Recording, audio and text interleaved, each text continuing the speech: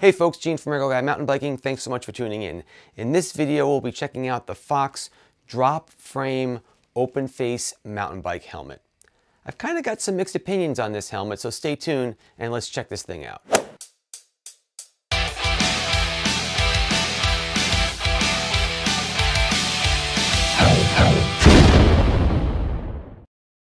Hello my friends, once again Gene from Regular Guy Mountain Biking. Thank you for tuning in. Like I said, in this video we'll be checking out the Fox Dropframe open face mountain bike helmet. So what I want to do in this video is kind of read off a few of the specs just so I make sure I include some important details about this helmet. And then after this, I want to get into my experience with the helmet. Like I said earlier, I've got some mixed opinions on it.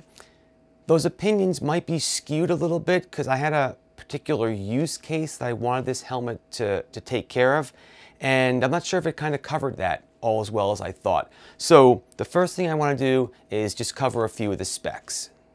So let's get into the specs and actually talk about what an open face helmet is.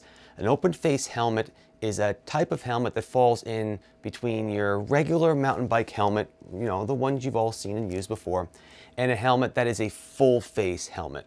So open face has all the head protection, you know, the back of the head, the ears, but your face is open. There's no jaw guard, and that's where the open face name comes from.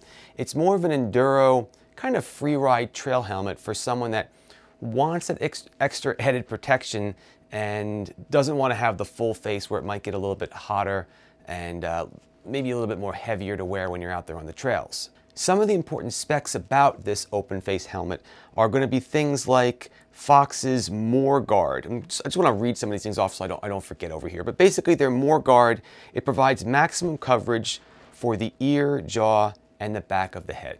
All right, and I do really feel it does a very good job with that coverage. All right, your ears are covered. Though is a big hole, big openings on the side of your ears.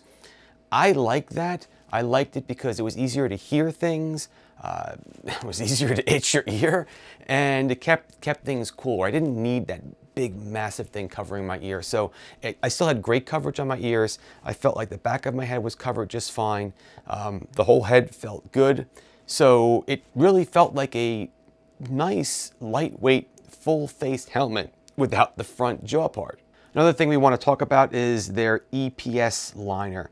So the EPS liner is simply just the way the pads and everything is designed inside the helmet to absorb the shock. So when you get hit, or rather you take a hit, it kind of spreads the hit out. It's the best I can kind of say, but rather than being so focused, it spreads the hit out a little bit throughout the padding. It helps it absorb it, and I don't know, it just makes it a little easier on you when you fall. And I do feel that those pads did help with that. In fact, the kit comes with multiple pads where you can adjust and change the feel inside of it, which was a pretty nice touch.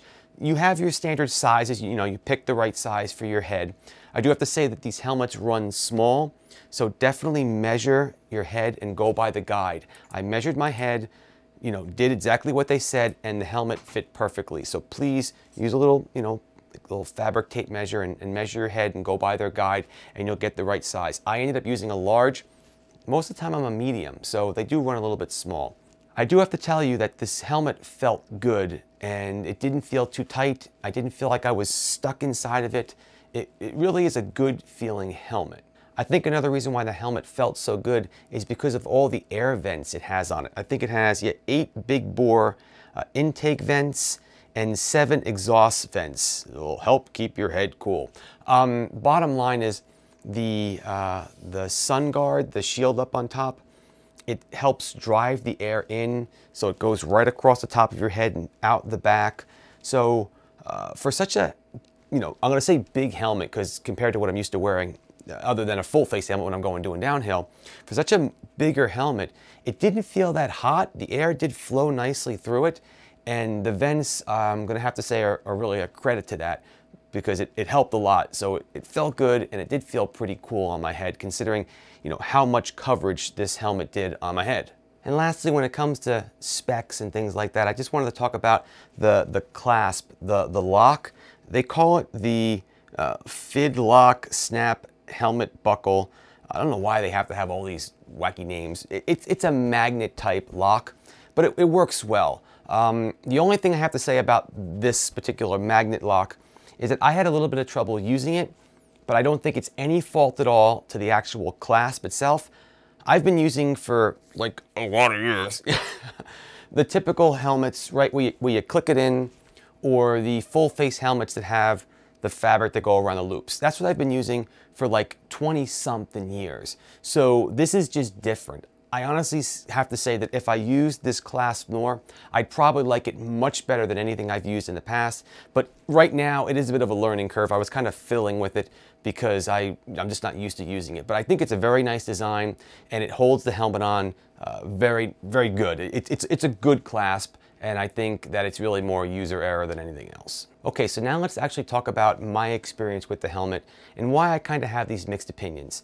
And also, I had this helmet posted on Instagram. I try to post what products I'm going to do reviews on so people can ask questions. So I'm going to also answer a few of the questions. So if you haven't subscribed to the Instagram account for Regular Guy Mountain Biking, there's a link on what it looks like. Definitely follow RGMTB on Instagram so you can keep up to date on different things that we're doing and also what products we're reviewing, so I can ask you some questions and find out what you want me to check on about the products that I'm reviewing. Okay, so some of the things that were asked and the points that I want to bring up were, number one, it did not feel over cumbersome.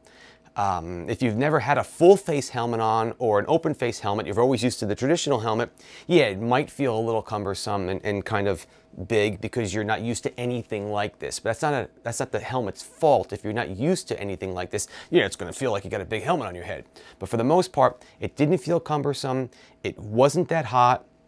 I actually very much liked the larger ear holes. It didn't give me a shaky feeling. The helmet fit great. It really, really did. And what I also liked about it is, and you know I'm right about this, a lot of folks when they wear their regular helmets, they never ever tighten the strap correctly. In fact, I was riding a couple days ago and I watched this one guy, the strap was just wiggling. And I'm like, well, if you fall, the helmet's just gonna fall off. This helmet, I mean, you gotta have the strap on, but the helmet's just on there. It had a really, really good feel. So with all these great things that I'm telling you about, what's my complaint? Well, my biggest complaint is I'm a YouTuber, right? I record videos most of the time when I ride.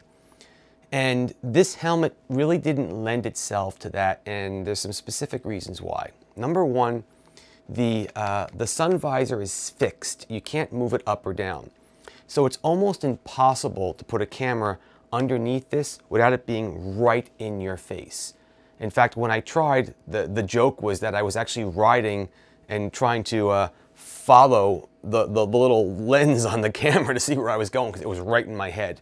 So you can't put a camera there, and I don't know why, but they just don't give any kind of flat spot on top of the camera, to top of the helmet to put a camera. I realize that for, I guess, insurance purposes or reasons like that, they can't put a mount there because they're afraid the helmet won't be part of spec or something. But a lot of other companies do have light and camera mounts on the top of their helmet. At least give me a flat spot to put the sticker or something. So where I'm going with this is I wanted to make sure I could record video with this helmet as well, and it was kind of hard to do that. Now, that being said, the video that I did take to practice with when I mounted the camera here and when I used a strap to mount it on top, the tough part is the footage was beautiful. I'm using a GoPro 7, so that has the electronic stabilization in it. Between that and a less wiggly helmet, because especially when you mount the camera up on top on a regular helmet, unless you strap that thing down or really crank the tight thing in the back, it kind of wiggles a little bit. The footage was beautiful. So that's why I have this mixed opinion. The helmet felt good. If I could record video with it, it looked pretty darn sharp, but it just doesn't lend itself for video use. And maybe give me your opinions on it. Am I missing something here? I do have a Velcro strap. I could mount the camera to the top. That was okay. But I'm just a little disappointed that you don't make it easy to use a camera on it. But I also have to realize that this is meant to protect your head, not create videos for regular guy mountain biking. The helmet felt good. The helmet, the vents were wonderful. The little clasp was great. I do wish that the sun visor moved up and down. Forget about the video part, because when I was riding, I did kind of feel like it was a little more in my view than I would have liked. Personal preference, okay? This helmet's gotten a lot of really good reviews. So for some folks, they might not even realize it.